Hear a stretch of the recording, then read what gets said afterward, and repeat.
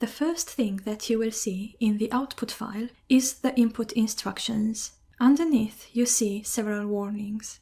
It's important that you check the warnings each time. In this case, we look through them and we notice that the warnings refer to the input lines exceeding 90 characters. And we can see that this is because we have used annotations to specify the entire item question.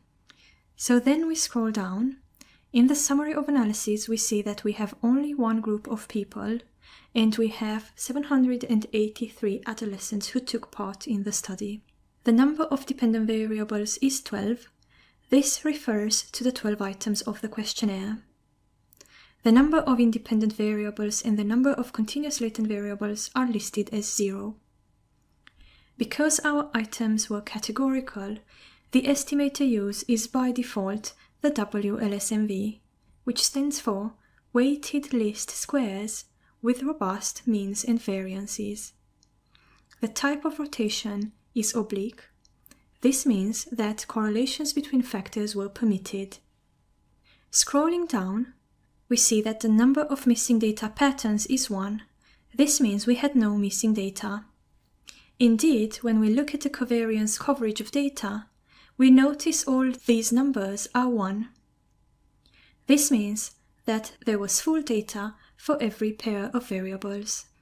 If we continue to scroll down, we will see that each item had 2 categories, and we also see how many people replied with yes or no for each item. Then scrolling down, we get the summary of model fit information.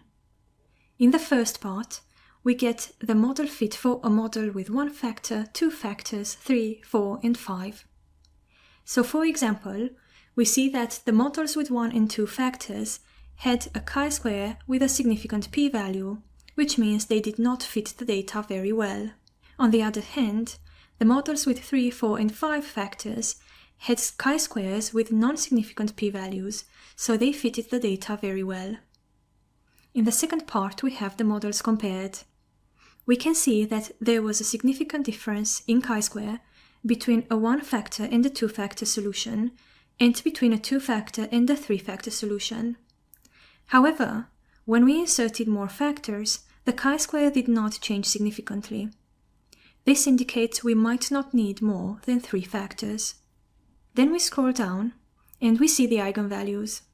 In general, eigenvalues above 1 support the presence of a factor. Eigenvalues below 1 do not. So for example, in this case, we have 1, 2, and 3 factors that have eigenvalues above 1. This would support the idea of a 3-factor solution. Then we have the model fit of a model with a single factor. The RMSEA is very poor. We would want it to be below 0.06. The CFI and TLI are also poor. We would want them to be above 0.95. So this model does not fit the data very well. When we scroll down a bit more, we see the rotated loadings. A little star indicates that the loading is significant. This factor is not very robust and not very well represented by the items. As we scroll down a bit more, we see the factor correlations. In this case, we have a single factor, so this doesn't make much sense. Just beneath it, we see the estimated residual variances. The first 4 items have very large residual variances, as do the next 4. This means that not much variance was explained by the factor in the items. The last 4 items representing isolation had lower residual variances. Then we have standard errors for the rotated loadings, for the factor correlations, and for the residual variances. And then we have the division of the estimate by the standard error for each result. The next part is the solution with 2 factors. If we check the model fit, we notice that the RMSEA is not very good. Neither are the CFI and TLI. So this model also does not fit the data very well. When we check the factor loadings, we notice 2 factors. The first one is represented quite well by the first 4 items, and the second one is represented quite well by the last 4. However, the 4 items in the middle do not load on either factor. The correlation between factors is 0.005, so it is not significant. When we look at the residual variances, we can see already that the items in the middle, so those referring to common humanity, did not have a lot of variance explained by the factor. So we will scroll down to the solution with 3 factors. Here the model fit is very good. The chi-square is not significant, the RMSEA is below 0.06, and the CFI and TLI values are above 0.95. When we look at the factor loadings, we now see 3 beautiful factors, each comprising 4 items. In fact, they comprise the items that we hypothesized they would. When we look at the factor correlations, we notice that they are not significantly correlated with each other. And when we check the estimated residual variances, we can see that substantial variance has been explained by the factor in each item. Scrolling down, we now go to the 4-factor solution. This solution also fits the data well.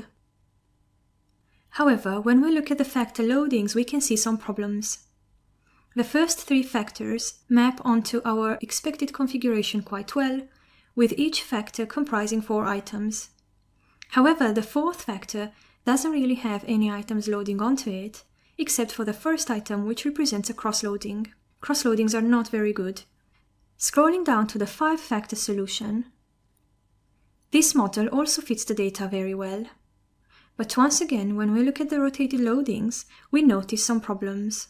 Specifically, when we look at the 2nd factor, it only has 1 item, and this represents a cross-loading. When we look at the 5th factor, this once again only has 1 item, and this represents a cross-loading. So therefore, even though the 5-factor and 4-factor solutions fit the data well, we would stick with the 3-factor solution. This is the last bit of the output. So we can scroll back up to the model comparisons.